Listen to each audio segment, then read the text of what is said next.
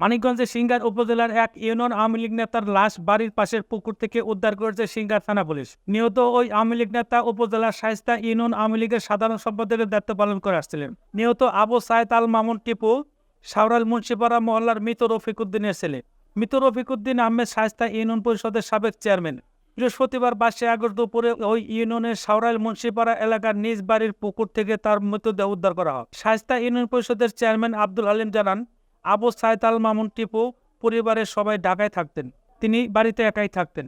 বুধবার রাতে এলাকার লোকজন তাকে সাওরাল বাজারে দেখেছেন। বৃহস্পতিবার দুপুরে বাড়ির পাশের পুকুরে তার মৃতদেহ বাস্তু দেখে স্থানীয়রা। পরে তারা পুলিশে খবর দিলে পুলিশ এসে লাশটি উদ্ধার করে। সিংগার থানার অফিসার ইনচার্জ এসআই আজিজুল হক বলেন, লাশটি পুকুর থেকে উদ্ধার করা হয়েছে, তার শরীরে কোনো আঘাতের চিহ্ন নেই। তিনি আরো বলেন, নিহত পরিবারের পক্ষ থেকে কোনো অভিযোগ না থাকায় তার লাশটি পরিবারের কাছে বুঝিয়ে দেওয়া হয়েছে। গতকাল রাত 9:30টার দিকে ওনার চাচা আফসারউদ্দিনের বাসায় এলো, রাত্রি খাওয়ার জন্য আসছিল। খাওয়ার সময় কইছে গুঁড়ো মাছ রান্না করা হয়েছে, আর বলছে যে গুঁড়ো মাছ দিয়ে খাইতেছে না, কয়েছে একটু ডিম ভাজা দিই।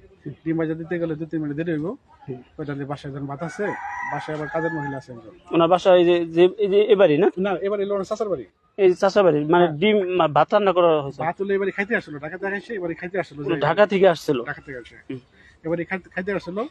যখন এসে দেখছে যে সে ওই নাই, তোর দেরি হবে, 2-3 মিনিট দেরি হবে, কয়তালি বাসায় যখন ভাত রান্না গেছে তো বাসার দিকে আগে ওই যাওয়ার পথে আর কি কি হয়েছে আপনি শুনছেন আর কি? এইরকমটা শুনছি। কে বলছে? বাসায় থেকে নয়, বলছি কি কথা, এরকমটা বলছে এই বাড়ি থেকে বলছে, এখন চাস্তা ভাই ওনার স্বাস্থ্য কখনো কথা বলছে।